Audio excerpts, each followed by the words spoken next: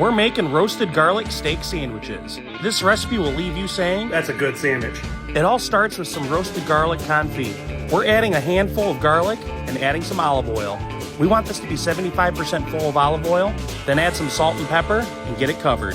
Into the oven 45 minutes at 325 degrees. You're cooking this until it's nice and bubbly. We're gonna let this cool and get our steaks ready. Of course, we have some prep work to do with our steaks. There it is. We're gonna take that cooled down garlic oil and we're gonna put it on these steaks. We'll use this as a binder and get it all nice and rubbed in. Be sure to coat both sides because we want to get that seasoning on. We're hitting this with Killer Hog's Texas brisket and some Kinder's caramelized onion butter. But of course, use the seasoning that you like. We're covering this seasoning on both sides, plus the edges. Everybody has a method for cooking steak. I like getting mine to room temperature before I even touch the grill.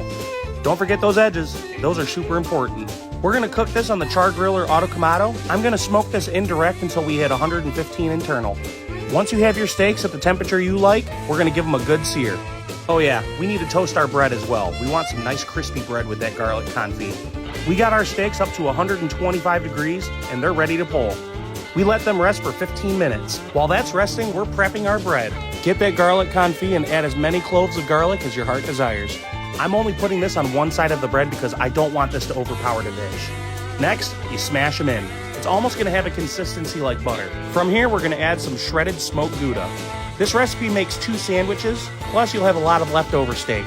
I'm gonna add all that Gouda and let that melt on the grill. While that's cooking on the grill, let's go ahead and cut into this steak. For a ribeye, I prefer my steak rare, and I think we accomplished that. I mean, look how pretty that is. That makes you want to dig in right away. Now we're gonna set that aside and get our bread ready to go.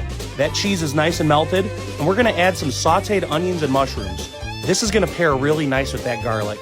From here, add your steak. You could add as much steak as you want. I'm only adding a single layer because I don't want any ingredients overpowering anything else. And now for the final ingredient, we're adding some chipotle mayo. We're gonna put this on the top bun, then there's only one thing left to do. We gotta give this beautiful beef sandwich its golden crown. I'm ready to dig in, honestly. We gotta give you a good cross section.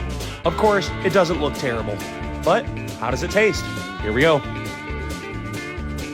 The flavor compound here was absolutely insane. It left me saying, That's a good sandwich.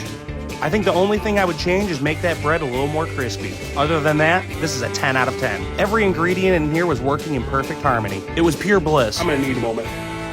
Like what we're cooking? Be sure to like, follow, share, and subscribe. And as always, we'll see you guys at the next barbecue.